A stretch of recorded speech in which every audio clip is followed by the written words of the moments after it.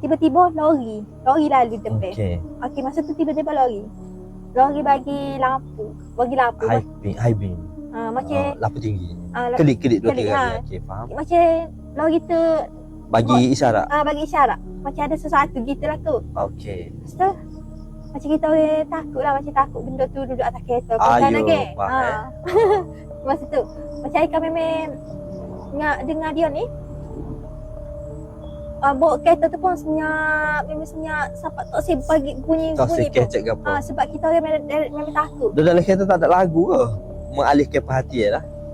Lagu ada. Jadi tak dengar lagu lah Tapi dia. macam kereta Aika tu kereta apa ni, dia radio biasa, jadi lagu gitu-gitu Lagu kan. gitu-gitu tak berapa menarik sang. Dia tak bawa tu. Sebab tu tak ada nak layan lagu. Tak ada layan pun lagu tak menarik pun. Okey, betul.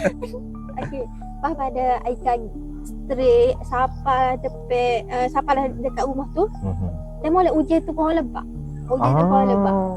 Macam hujan pohon lebat, tiba-tiba hujan pohon lebat macam. Tapi dua-dua ni nakut. Macam lah turun macam takut. Masa nak kita turun kat rumah dia tu pun, rumah dia gelap sangat. Dia tak buka lampu. Dia tak buka lampu pun kat luar. Rasa macam ya Allah, macam kau takut lah kan. Kita nak Rumah tu printer tu.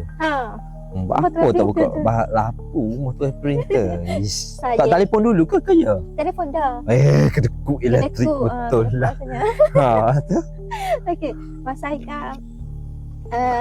Aika pun jadi kita turun sama-sama lah. Sebab masa dia ingat nak turun seorang je kan. Ayo, siapa nak turun tu seorang tu? Dia lah. Berani pula nak dalam kereta Sakit seorang. juga.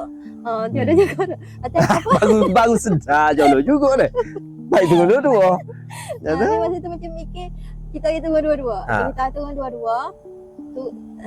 Sebab masa tu kita orang bukan nak sangat, sebab kita orang ada hantar dah. Dan atas soft copy. Soft copy. Kira nak ambil je. Tapi masa tu Aika turun lah dengan saya. Aika tu masa turun, kita orang turun tu ketuk depan pintu tu. Lama sangat nak boleh buka pintu.